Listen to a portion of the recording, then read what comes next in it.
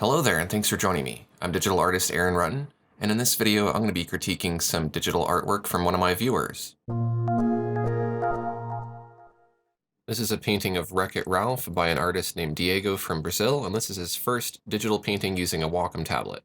So as with all of my art critiques, I'm going to approach this as if it were my own painting. What kind of things would I fix, and what kind of things am I happy with? And I'll go ahead and basically just kind of redraw this and repaint this a little bit in my own style, and give you some tips about how you can approach each of the elements in this painting to get a more symmetrical and accurate representation of your character. So let's start with some of the things I like about this piece. Diego made good color choices that are pretty accurate to represent the character that he's drawing. There's pretty good proportions in the head and the face. And overall, it's kind of a unique style that doesn't exactly match the way that Wreck-It Ralph looks in the movie. So I think that's good. And of course, there are some things that could be improved upon, such as the shape of the hair that needs to be a little more pointy. We need to add sideburns, and we need to add some nostrils, maybe a bit further apart, and change the nose shape a little bit. The overall symmetry is a little bit off, and that's, an easy mistake to make, but we can also look at some techniques for fixing that. We need to refine some of the shapes and the ear height and the eyes. We'll do a little bit of work to the unfinished edges, and this strap lacks detail, so we'll add some detail to that. We'll also make sure that the eyes are centered and that there are highlights on the eyes, and I think that'll do it.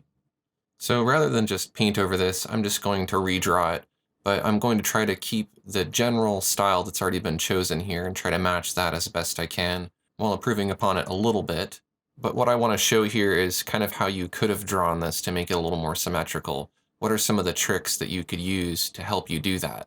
Obviously, you could use symmetry painting, but I want to show you how to do this without relying on symmetry painting. So I like most of what you've done here. I'm going to use this as my foundation just to draw a sketch on top of. So I want to go ahead and take Diego's artwork, and I want to move it from the canvas onto its own new layer. So I'm just going to cut and paste it. And then I'll go ahead and just dim the opacity of that layer so that it's a little bit see-through, but I can still see enough of it to trace over it. Now, I kind of consider this to be maybe the first sketch. And if Diego had done maybe one or two more sketches, there's a good chance that the face might have been a little more polished looking. And so that's what I'm going to do here starting out. I'm going to select a very thin black brush. This is the detail oils brush that I'm using here, but you could use any kind of pencil or anything that's nice and thin that has a little bit of opacity.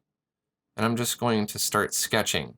Now, I'm not going to try to draw line for line what's in my reference photo.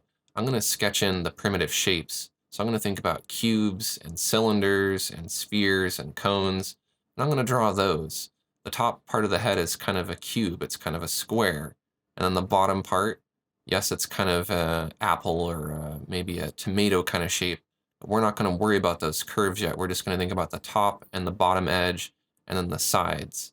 And I'm going to not worry about these diagonal edges that kind of connect the chin. I'm just going to add a little bit of extra space so we can just think about the overall proportion of the head and the overall volume of the head. We don't want to worry about the shape quite yet. We also want to make sure that it's symmetrical. So if we hold down Shift and draw a line down the middle, we can make sure that it's the same length on the left as it is on the right. That'll help us keep everything pretty centered. And we always want to think about one side of the line versus the other and make sure that they're always even by comparing them and looking back and forth and drawing back and forth from one side to the other. And just kind of draw on your guides here. Think about the distance between the bottom of the chin and the bottom of the shoulders, or where the shoulders start, and how wide the shoulders are compared to the head. Wreck-It Ralph has pretty wide shoulders. They're much bigger than his head, and he has huge hands that are not normal human proportions, so he's very exaggerated. Now, you can draw Wreck-It Ralph however you want. You can do your own version of him, and it doesn't have to be as exaggerated. And so that's kind of what I'm going for here, is more of the style that Diego chose, rather than what I'm seeing in my reference photo, but kind of trying to make a hybrid of the two so that I can add in some things that were kind of left out as far as details that I feel are very important. Now we want this strap from the overalls to be kind of curving up like it's going up and over the shoulder, and we also need to be able to see a little bit of an edge to it because it is kind of a flat piece of fabric, but it's not completely flat. You could think of it as maybe a really, really long, stretched out, flat rectangle that kind of wraps around. Now, spacing and alignment are also very important. You want to draw these guides because they're going to help you estimate the distance between the bottom of the nose and the mouth. and help you figure out the alignment, such as the alignment of the ears. Do the top edge of the ears line up with the eyes or with the eyebrows in this drawing? In this particular drawing, they line up a little bit above the eyes, but Wreck-It Ralph, if you look at a reference photo, his ears start kind of right about above his eyes there, and so we're going to make that correction. They're also a bit further out from his head, so they go out a little bit past his cheeks, and so we'll just kind of estimate those. They're a bit taller and a bit blockier like that. And again, you want to be comparing the left side to the right side. Make sure the ear is the same width. That's why it's easier to just draw these primitive shapes, because it's easier to estimate those differences just by looking at the basic shapes rather than thinking about a really complex ear shape with a lot of curves. Now I want a very oversimplified outline of the hair here, and I'm not going to think about each individual spike. I just want to think about the overall shape. Where do the edges kind of touch, and what's the boundary of the hair? What's the general shape that it makes? It kind of points out at the sides and kind of up at the top. And then now that I have those very basic shapes blocked in, I can begin to refine those shapes. And so now if I want to go ahead and draw on those spikes, I know to place the end of the spike right about there on the edge of that boundary. And so I'm not wasting a bunch of time drawing spikes that are too short and too tall and then having to go back and correct that as much. I'm going to, of course, probably have to refine some more things, and I'm going to have to redraw my sketch again. And as I'm working on my painting, I might end up changing the hair and the shape of the head many, many times. But it's going to be fewer times than if I don't spend a lot of time getting my sketch to look as polished as I possibly can before I start the painting. And that's really where a lot of beginners kind of mess up, is they start the painting way too early before they spend enough time on the sketch. And you know what? I'm guilty of doing that sometimes too. I kind of rush into things and I'm really eager to start painting, and I don't think too much about the sketch. I kind of rush through it, and then later I have to spend a lot more time making corrections, or my painting just doesn't end up looking as good as it could have if I would have spent a little more time on the sketch. The sketch is very important. So at this point, I think I've got the essence of what Diego was doing with his pose and everything. So I'm going to go ahead and drop out his version and just kind of hide it so I can't see it. And now I'll start kind of cleaning this up and trying to make it a little bit more symmetrical. I'm paying very careful attention to how it looks on both the left and the right side, and I'm making sure that the curves are the same on both sides. They go at the same angle. And if I look at those little rectangles that I drew, that'll help me estimate those curves. I also see that I want to make the eyes a little bit taller and the nose just a little bit shorter. So I'm going to make that minor correction to my primitive shapes that I drew in here. And you can see that it's still very, very loose. It's very blocky. And that's because, again, it's just helping me focus on those proportions and those basic shapes and not get hung up on things like the curve of the nose and the shape of the eyes and all that stuff. I'll worry about the exact shape later. But here I'm trying very hard to make it symmetrical, make it look the same on both sides of the nose. It doesn't have to be perfect this time around. I'm going to have opportunities to correct it later and make it perfect. I want to kind of have the nostrils here drawn in a little more detailed rather than just being holes in the nose. Nostrils are kind of more of an opening in a three-dimensional shape, so it looks something kind of like that. And if it's not perfect, don't be afraid to use your eraser. Don't be afraid to make corrections. Correct stuff as much as you need to. If you have to redraw something 1, 2, 3, 10, 100 times, do it as many times as you need to until it looks the way that you want it to look. Or it's at least close enough to where you can make some minor corrections to fix it later. Now, part of drawing accurately is not listening to your instinct. Sometimes your instinct says, draw these eyes a certain way. Like, I'm always thinking about eyes as being above the nose and not really being covered up by it. But Wreck-It Ralph is a cartoon and he's exaggerated, and so his nose needs to cover his eyes. I haven't done that here. I've made a mistake, and later I'll realize that I made that mistake. As I'm looking at my reference photo, I'll look at the nose and go, oh, it's actually supposed to overlap the eyes. And of course I can make that change. I'll just sketch in the eyebrows here and add a little bit more detail to the shape of the eyes. He's kind of scowling in my reference photo, so his brow kind of overlaps his eyes a little bit. And don't overlook minor details like highlights in the eyes and irises and pupils and things like that. Those are very important details. The eyes are often the part that people look at the most in your painting, or the part that they look at first. And so make sure your eyes are looking good. Now, one of the great things about working digitally is you can transform things. So if I'm not happy with this nose, and I do want it to overlap the eyes, I can just simply use a selection tool like the lasso selection just to select right around the nose, and then I'll simply just cut that and paste it. That'll paste it onto its own new layer. Then I can just move it up so that it overlaps the eyes a little bit. And if I want to make it taller or wider, I can do that as well. I'm just using free transform there just to squish it. Now, I think the width of the nose is fine. It actually lines up with the outer edge of the eyes, so that's perfect. And then you can begin taking out your eraser as needed to just clean up some lines that you know you're not going to need anymore. If those guidelines aren't really helping, or you've already kind of drawn what you need in that area, just go ahead and erase those guidelines. That'll make it easier to see what you're doing. Now we can start drawing some of those curves for the cheeks. Now you want to keep in mind that you want it to be symmetrical on both sides. So if you look at those horizontal and vertical guides that you drew, that'll help you better estimate those angles and those curves. You can see where in relation to those horizontal and vertical guides that those curves begin and end. You can kind of see the intersection points. And so I'm drawing that little curve there, drawing it on the other side, and then you can look at the negative space that's created between the curve and the corner of your little guide there. You can estimate the inside of that little curved wedge-shaped triangle that it creates.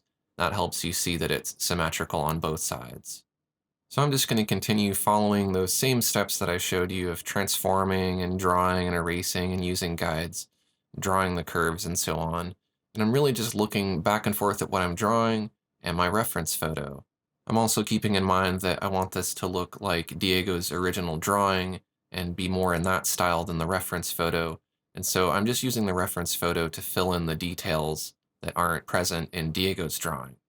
But as I said earlier, transform and make corrections and erase and redraw as much as you need to. Spend a lot of time on your sketch and just make sure that you're happy with your sketch overall. Just know that you can make some corrections, but you want this to be most of the way done as far as plotting out how your image is going to look and what the proportions are and things like that. Try to get it most of the way there with the sketch. Now, no matter how hard you try, your first sketch is probably going to look a little sloppy. So what we want to do is go ahead and just flip our canvas horizontally. And when we do that, we can instantly see a whole bunch of mistakes and it looks completely asymmetrical. What this does is it gives us an opportunity to see those mistakes, but it also gives us an opportunity to correct them. So I'm going to go ahead and dim my first sketch layer, create a new layer on top of it, and I'm going to do a second sketch. And this time, I'm just going to try to kind of clean up those lines. I'm not going to follow my first sketch exactly. I want to use this as an opportunity to fix the mistakes that I made before, but now I can more clearly see those mistakes when I'm working with my first sketch kind of dimmed and the canvas flipped. And I'm just going to keep flipping the canvas back and forth as I'm working. I'm just kind of focusing on smaller groups of lines like this overall cheek shape. And then I'll move on to the nose and kind of sketch that out. And if I find that there's a particular angle or a particular curve that's a little bit harder to draw, most of the time that's going to be because the canvas either needs to be flipped or the canvas needs to be rotated. And if you flip or rotate the canvas, it makes it much easier to draw those difficult lines. So I'm just flipping back and forth and back and forth. Now you certainly don't have to work this way. This is just one way to work, but it does really help you draw more symmetrically. Now, in addition to erasing and redrawing lines, we can also just kind of push lines around. If we have a liquify brush or a distortion brush like Distorto and Curl Painter, we can set the strength very low so that we're barely pushing it and just kind of push to just kind of move that line out, just to sculpt it into the shape that you want and make it look more symmetrical compared to the opposite side. You can see that looks much better. I'm going to continue adding to my second sketch here. And again, I'm just kind of cleaning up things, making them look a little bit smoother, more refined. I might even add details. For instance, on the hair, I'll add some more little jagged edges to that just to give it more detail. But you can already start to see that when I do this secondary sketch, it's looking a lot better. And if I do a third sketch, it's going to look even better, and it'll look even better if I do a fourth sketch and so on. But at a certain point, you're going to kind of max out on what you can do with your sketches. And so you don't need to do a million sketches, but do whatever it takes, you know? You'll know when you see the sketch if it looks right or not. And whether you like your sketch or you don't like your sketch, I recommend that you take a break and kind of step away from your piece and then come back and look at it later, and that'll help you better judge kind of how you feel about it. You might see some things that you want to fix, or you might decide that even though you didn't like it earlier, it's fine and there's not anything else that you can do to it, then you can move on. Now, if you're worried that things are getting a little too asymmetrical and they're getting kind of out of whack, if you want to check that, that's pretty easy to do. What you can do is simply, for example, on the hair here, just draw a vertical line on the very left and right edges of the hair, or whatever it is that you want to compare to make sure that it's symmetrical. And then do the top and bottom edges as well. I'm just going to kind of choose the bottom edge of the ears there as the bottom edge of the guide. And then what you want to do is switch to straight line drawing mode and just connect the corners with an X, like so. And then once you have the X, you'll have your center point, and then just draw a vertical guide down that center point by holding Shift and drawing freeform. That gives you your vertical symmetry plane, and you can see whether or not everything's centered. And I can see that the hair is centered because I took the time earlier to draw those guides to make sure that the tips would all be kind of flowing within a certain area. And if I need to make some adjustments to that symmetry, I can do that. For example, I'll extend that piece of hair over there, and I might even just kind of tweak a couple of the edges on some of the other ones as well. It doesn't need to be perfectly symmetrical. You can have some asymmetry, but we don't want the hair to be twice as long on the left as it is on the right. That just won't look good. And if you need to flip it, go ahead and flip it if that helps. I'll just go ahead and finish up my secondary sketch. It's very important that you don't just exactly trace your first sketch. You do, again, want to use this as an opportunity to clean things up and to improve each time you do these sketches. Now, I'm not going to do a third sketch, but what I am going to do is draw really nice, clean ink lines, and that'll kind of be my third sketch. Now, just for comparison, I'm going to show just my first sketch here, and I'm going to turn on Preserve Transparency and fill that with blue. Then I'll go ahead and name that first sketch and name the other one Final Sketch, and we can see them on top of each other, and you can see how much I improved upon that first sketch and how much cleaner it looks. I'll go ahead and hide my first sketch, and I'll dim the opacity of my final sketch here. We'll go ahead and do some ink lines that are really clean on top of that. So I'll go ahead and create a new layer for those ink lines. And I'm going to make sure to use lots of layers here. I'm going to have layers for my skin lines, and then a separate layer for the skin color that's kind of filled in inside of those lines. The hair will have its own separate lines, and the shirt will have its own separate lines and fills.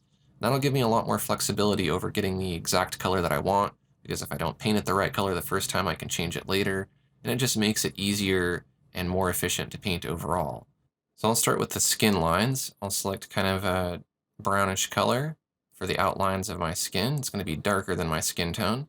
And I'm going to select the smooth scratchboard, which is just a fully opaque, nice, smooth inking brush. It also has damping or smoothing enabled to help me draw a much smoother, cleaner line.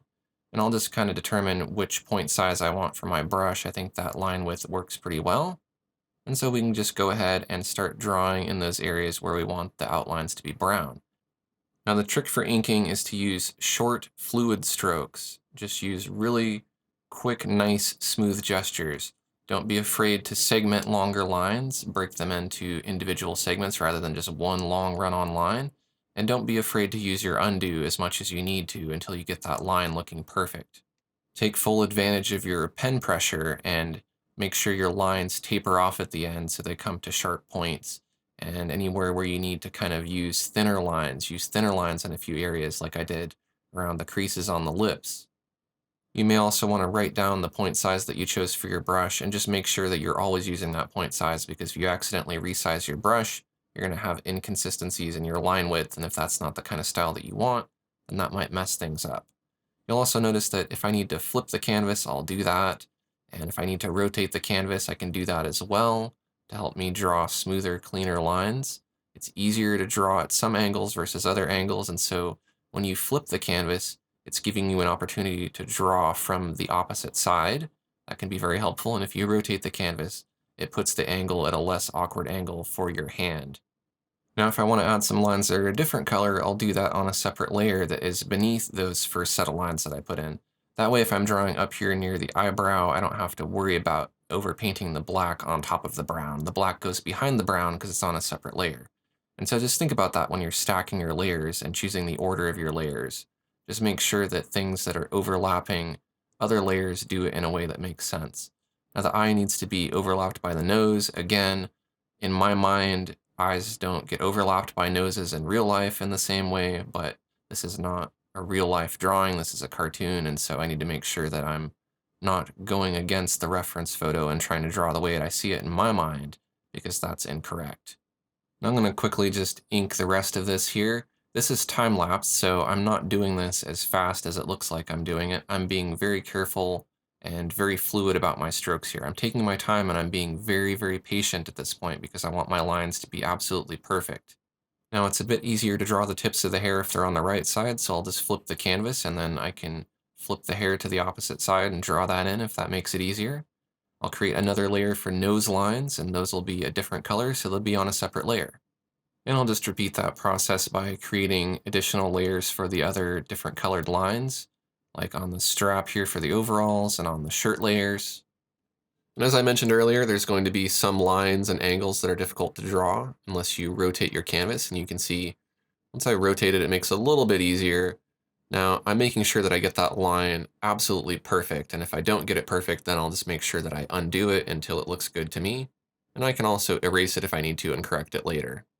Now the buttons are overlapping the shirt, so those are going to get lines on their own separate layer. You'll see that I'll do plenty of undos here until I get that nice looking circle there. Make a little X and just erase the center to create those 4 holes in the buttons. And then any buttons that are kind of pointing away from the viewer, we want to give those a little bit of a 3-dimensional edge. Then I'll return to the layer that has the lines for the eyes. And I want to go ahead and draw in some pupils here in the center of the eyes. And I want to make sure to then switch to my eraser and just create a little bit of a highlight by erasing some of the pupil and the iris there. And then I'm just going to clean up the chin lines a little bit, just making them much more smooth and clean looking. I think that looks better. Now that we have all our lines drawn in on separate layers, we can add more layers for our color fills. And we want to put those underneath the lines. So I'm going to create a new layer. I'm going to call it hair, and I'm just going to use that just to fill in the hair as if this is a coloring book. And because my lines are on a separate layer above the hair fill color, I can't color over my lines. And so this makes it much easier to paint because I don't have to worry about accidentally painting over an edge and then having to repaint it. It also makes it easy to experiment, and it's more efficient because if you paint something on a layer that you don't like, you can just erase only that layer and you don't have to worry about erasing some of the other parts of your artwork that you are happy with. And then as we'll look at a little bit later, another advantage to working with layers is that you can easily change the color of those layers. So if I don't get the color of the hair absolutely perfect this time around, I can just change it by shifting the color rather than having to repaint the hair again. Now notice I'm painting right along the edge, that's the most important part. And then if I make a completely closed shape, meaning there's no gaps in that shape that I draw, I can fill in the center with the paint bucket. Then I want to look carefully for any spots I missed, perhaps near the tips of the hair, and just make sure those are filled in.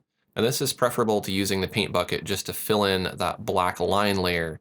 The reason being is that then your hair color and your lines would be on the same layer and they wouldn't be separate.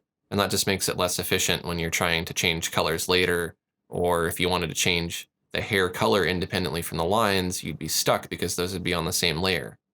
I'll use that same layer and color for the eyebrows as well. They're not overlapping each other, so I'm not too worried about those objects being on separate layers, although you could separate the eyebrows if you wanted them to be separate.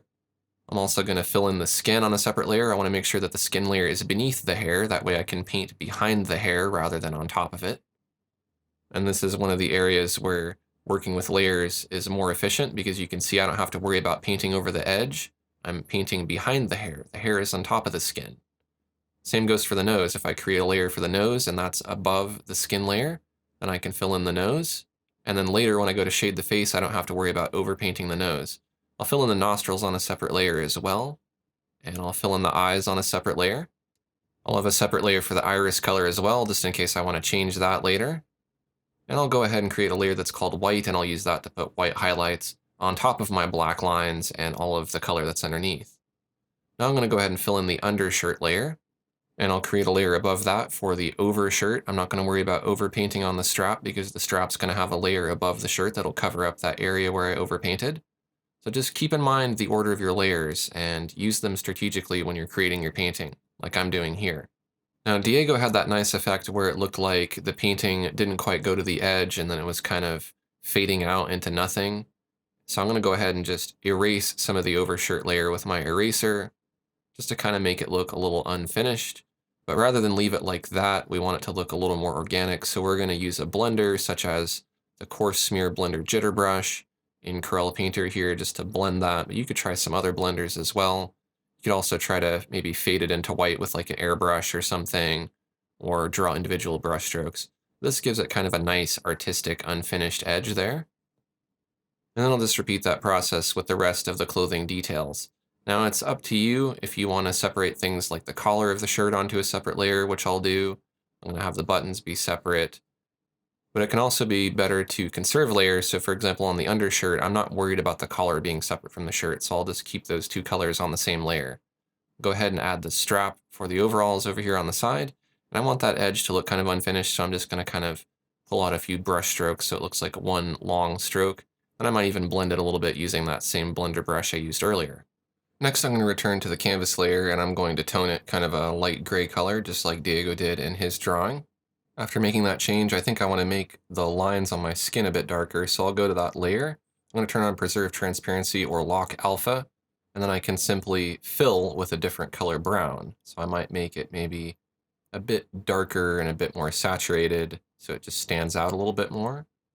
I feel like that's really close to the hair color, and the hair color is not exactly right, so I'm going to sample the hair color and make it a little bit darker, a little bit more red. I think I like that color better. And you can see the beauty of having everything on a layer is that I can easily adjust that color of that layer without having to repaint it. I'll also adjust the color of the shirt the same way, make it a bit deeper of an orange. Now we can use that same Preserve Transparency or Lock Alpha trick to let us add some shading and form to our flat layers to make them look more three-dimensional. So for example, I'll go to the nose layer, I'll get my airbrush, sample my nose color, and I'll select a darker, more red shadow color. We'll put in some of that on the opposite side from our highlights. Our highlights are top right in this piece as determined on the highlights on the eyes. So we want the highlight on the nose to match the eyes.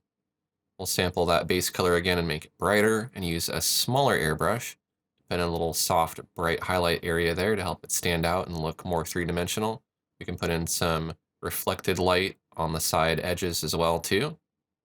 And we can put a nice bright highlight matching the highlight on the eyes in the top right. We can even select an almost white with a smaller airbrush just to put in a little highlight there in the center. And so we've turned a flat two-dimensional shape into a nice three-dimensional shape, but we've also used the layers transparency lock feature or preserve transparency to make it so we don't paint outside of that silhouette shape of the nose. That means that we don't have to worry about overpainting and spending time cleaning up mistakes and things like that. Might add a little bit more red shadow over on the side of the nose. And then if the edge of the brush stroke you made is too sharp, you can select a blender such as Diffuse Blur and simply blend that edge to soften it a bit. I'll use that same technique to add some shading to the eyes. We'll brighten them up a little bit and then maybe add a little bit of red to them so they look more like realistic eyes. I'm going to go to the skin lines layer, and with Preserve Transparency turned on, I can use my airbrush on those lines if I want them to be more of a gradient rather than a solid line color. So in the corner of the mouth where it's darker, I can of course make it darker, and where it's lighter, I can make it lighter. Now my lines have a variety of colors in them. I'll enhance the colors in my ear lines as well for the center of the ears there. That'll help them look more translucent. And then I'll go to the hair layer and I'll add some dark shading to the bottom edge of the eyebrows just to darken those up so they don't look flat, using an airbrush for this. And I'll also darken up the base of the hair and have it fade up and get lighter as we go towards the top of the hair.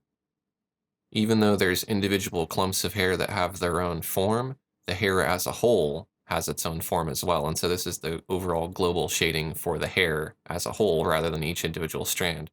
But we'll detail each individual strand coming up next. Now you could do this in a number of different ways. You could just draw in the individual strokes, but I'm going to use a lasso selection. I'm going to turn off Preserve Transparency, and then I'm going to draw a selection here. If I want to hold Shift, I can create multiple selections and just create some little pointy things that go along the direction of the spikes in the hair. And in doing that, that's going to create kind of a stencil effect. And I'll only be able to put my paint inside of these selections. Then I want to sample that base color and make it a bit lighter, and I'll use the airbrush just to go ahead and paint over those areas. And what I want is paint that kind of fades out towards the end of those selections. So it's a bit brighter kind of in the center, where there would be more of a highlight, and then it fades out and gets softer as you move towards the end points of each of those little selections. You don't have to use the exact same amount of opacity on each stroke. You can vary that with your pen pressure. So some can be darker and some can be lighter. That gives you a really nice hair effect, and it looks kind of more like the Wreck-It Ralph does with that computer-generated animation. Now we can create more selections, for example, on the shadow areas of the hair using the same technique. This time we'll use a darker color. And then we could even, in the center of those highlight areas we put in earlier, put in even brighter highlights. And that really helps the hair look more three-dimensional and more interesting. I'll add a couple little highlights to the top edges of the eyebrows as well. And then I think at this point I might want to start adding some tinting or glazing to the skin. So I'll go down to the skin fill layer. I'll choose select layer content to get a selection of that skin shape, create a new layer above it. I'll hide the selection while keeping it active with Control-Shift-H. I'll choose multiply for the composite method of that layer, and I'll turn off preserve transparency. Then I'll select a reddish color and the airbrush. And I can use a medium-sized airbrush just to put in some little red areas there on the cheeks.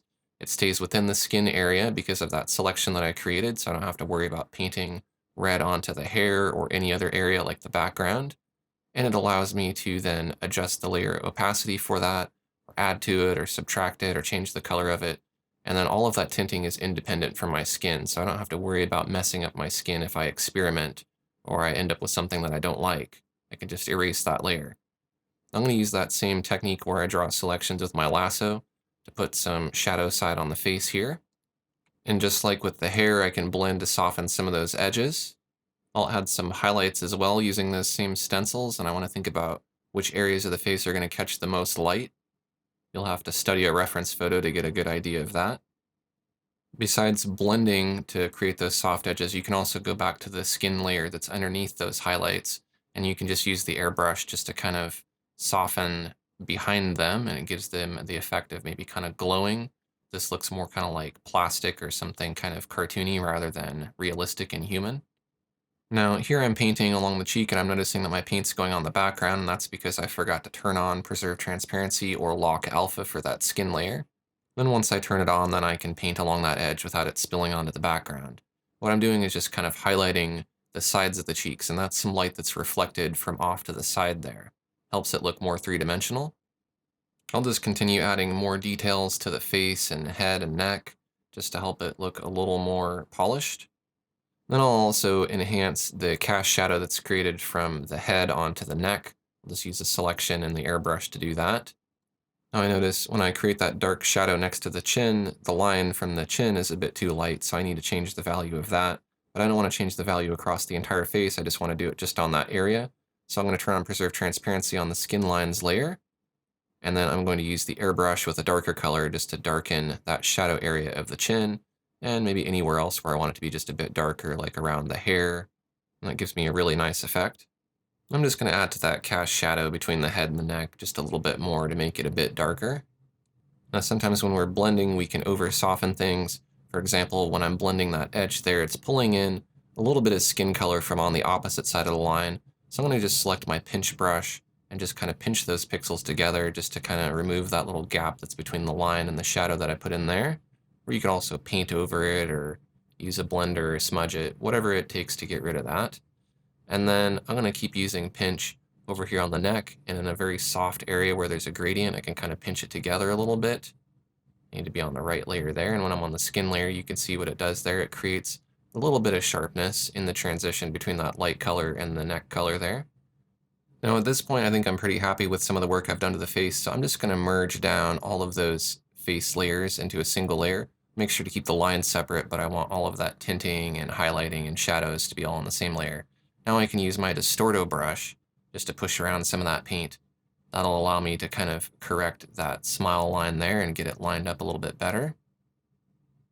And if that ends up making it too sharp, I can always go back to my diffuse blur blender and just soften it a bit again in some areas just to clean it up. I'm going to continue adding more detail. I'll use layers of tinting if I need to, or I'll go back to those underlying layers and just add some lines and some shading to them using Preserve Transparency to make sure that everything stays within those shapes I created earlier. I'll add some fine little shadows to the face underneath the lip and around the eyes and in the corner of the mouth. I'll add some little thin highlights here and there around the lips and along the sides of the cheek to create some reflected light. I want to add some highlights and shadows to the buttons as well, and I might even change the outline color to something different so it's a bit brighter. I think I like that better. I'm going to go ahead and add some more detail to the strap there to help that look more three-dimensional. I'll also add some more detail to the undershirt. In order to get that plaid pattern, what I'm going to do is I'm just going to create some translucent layers by making them a little bit more opaque and stacking them up, and just using a selection tool to create these bands that just overlap, and that'll help it look a lot like a plaid shirt. You can see if I adjust the opacity of those layers until I find a blend that I like, I can get something that looks pretty decent. If you need to change the colors by painting on some of the layers, you can do that as well. I'm going to go to the background layer and I'm going to add some shading with the airbrush so that it's darker near the top corners and lighter near the center. That helps draw the eye in towards the center of the painting. I'm going to go ahead and merge all of those overshirt layers, including the plaid stripes, into a single layer. And I'm going to use Speckle Diffuse Blender, which is just a grainy blender, to blend over that fabric. That'll help it look like kind of more of a shirt texture. And I'll just kind of add the bulk of the rest of the details. This is all stuff you've seen me do before. And I'm really just looking back and forth at my reference photo and at Diego's drawing and trying to kind of mix the two together into a single painting while still giving it some of my own style. Now, this is something I meant to mention at the beginning of the critique, but I forgot. The size of this canvas is really small, the size that Diego chose, and so you probably want to pick a larger canvas size if you're painting. This may have been a preview, and you may have had a larger version, but just for future reference, the bigger the better, but you don't need to make it too big. If it's just a practice piece, I guess it doesn't really matter all that much. But I'm just going to go ahead and make the canvas bigger by going to Canvas Size. I'm just going to add 100 pixels to the top, bottom, left, and right. And then that'll just make the canvas bigger, and I can use that as an opportunity to scale the painting up, and I can also squish it or squash it to correct the proportions. The first thing I want to do is go to my canvas layer and separate it into its own layer by selecting all, copying, and pasting. Make sure it's at the bottom of the layers, and I'll just expand it so it fills the canvas there. Then I'm going to select all of the layers for Wreck-It Ralph, and then I'm going to transform them all so that I can squish them all together. That'll correct the proportions because the head was a little bit too wide. I'm going to choose Save As to save a copy of my artwork so I have a version with and without this change that I'm about to do. Then I'm going to go to Drop All Layers to merge all of my layers into a single layer. Then I can use my blender to go ahead and just blend those edges there to make them look unfinished and remove those sharp lines. Since I'm getting kind of near the end here, I'm going to use some distortion brushes like Bulge and Pinch and Distorto just to kind of reshape this face and get it looking a little more symmetrical and a little more accurate to the reference photo. If I flip my canvas, that'll help me see some asymmetry as well. So I'm going to do a little bit of correction on this side. If you don't have these brushes, you can look to see if your application has a liquify mode, and you might find some brushes that work in the same way to kind of push pixels around. I'm going to add a few little highlights on a separate layer here for the hair, just to help that pop out, look a little more shiny. And as a final step, I'm going to transform the Wreck-It Ralph layer and rotate it just a little bit so it's not perfectly straight on vertical. I think that looks pretty good. I'll go ahead and call that a finished painting. I'm going to go to Save As to save my final copy. And let's take a look at a before and after so we can see the difference that made. But you can see spending a little bit more time on the sketch and using some of these techniques to correct shapes will really help you get your painting looking more symmetrical. So I hope these tips were helpful for you, Diego, and for everyone else watching. If you enjoyed this art critique, take a quick second to click the like button. And if you're new to my channel, I'd love to have you subscribe. I have a lot more digital art critiques like this. Thanks for watching, and I'll see you next time.